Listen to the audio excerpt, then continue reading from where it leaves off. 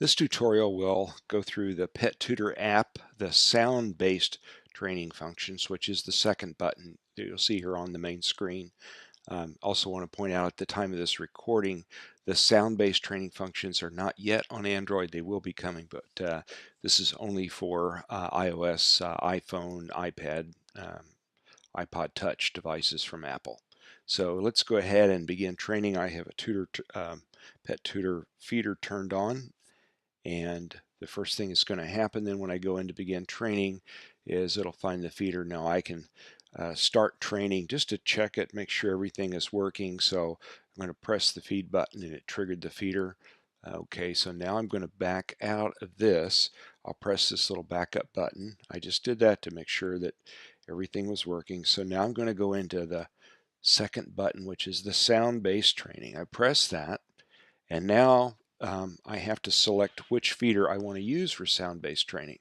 Even though I selected on another screen, I have to make sure that the app is clear on which one that I'm going to use for the sound detection, and that's this feeder 1. So then I'm going to press start training at the bottom. And now I have two different functions for sound training. One stops the dispensing of treats when the dog barks. The other button, the second button here for sound triggering, that one will actually trigger a dispense of the feeder. If I use my voice, like I say yes or something like that, it'll trigger the feeder. So let's start with the bark reduction training. I'm going to press that button, and you'll see that there are different values that I can fill in. I'm just going to walk through these one at a time. The first one is the total session time. So this is in hours and minutes, and if I want to, let's say, start this training for 3 minutes, and let's say that I want a treat every 5 seconds, so I'm going to put 5 in here, and the program automatically calculates the time after there's a bark. So in other words, um, the Pet Tutor feeder will dispense a treat every 5 seconds. If the dog barks, it will wait for 20 seconds before it starts again. So if I want to change that number, I can enter, let's say, 10 seconds for a delay after bark. And that is to help reinforce the dog for being quiet. So if he barks, he's going to lose reinforcers. The other buttons on here are automatically filled in. The computer will calculate those.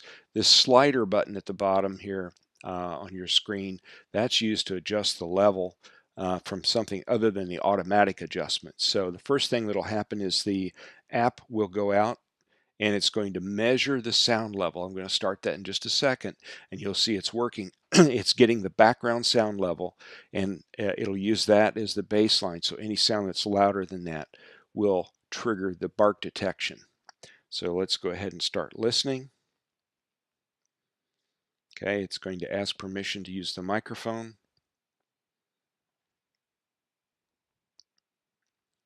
And it's now feeding, and I'm going to keep my voice very low. But if I go woof, you see the counter over here detected 1 bark. If I go woof again, now it's detected 2 barks. And each time it barks, there's a sound that's above the threshold, and the threshold is where this little circle is. So you can see as I'm talking, I'm staying below the threshold. But if I go woof, now it's 3 barks, and the feeder will have stopped for 10 seconds after that bark.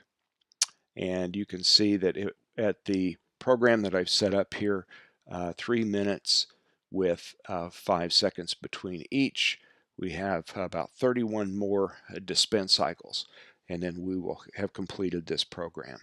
Now I'm going to show you how to adjust the volume. So if I put my finger on that little circle there in the middle and adjust it up, then it's going to take much louder bark. Whoa. See, that one didn't quite trigger. Whoa!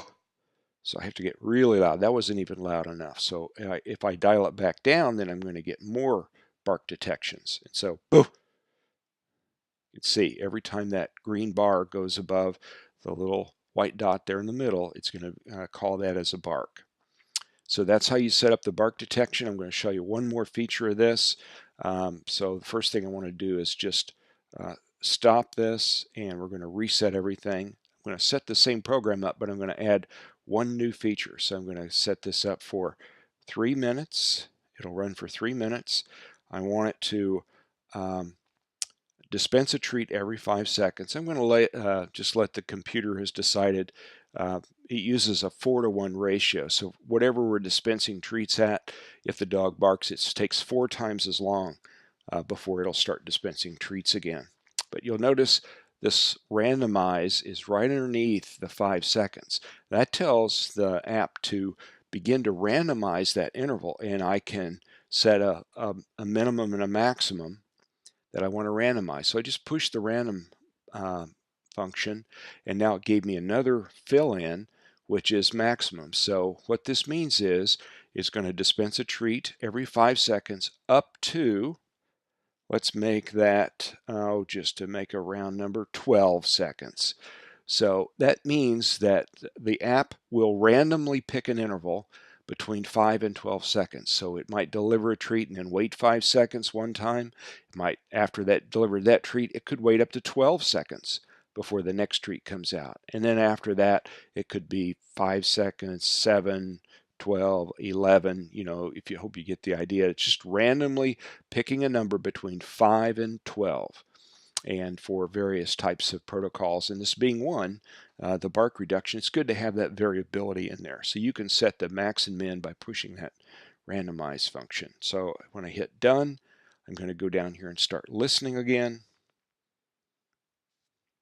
and just quietly talking. It's getting calibrated to the background level, and evidently I just talked a little too loud. And so now that was another bark. Doing the same thing as before, I'm going to move that sound level up a little bit so you can see that it's going to take a lot more to trigger that now while I'm talking. So we're randomly dispensing treats. The feeder is running. It's dispensing treats between 5 and 12 seconds, and it's doing that over a 3-minute period in total, and then it'll stop. And we have about 14 dispense cycles left on this program, and then it'll quit. And again, just to point out, the app, your smartphone or tablet, for this to work, the app is using the microphone and the connection to the feeder. So the iPhone or iPad or iPod Touch, they have to be within the Bluetooth range of the feeder, and it has to be able to hear the dog. So it's using the microphone that's built into the smart device that you have for the app.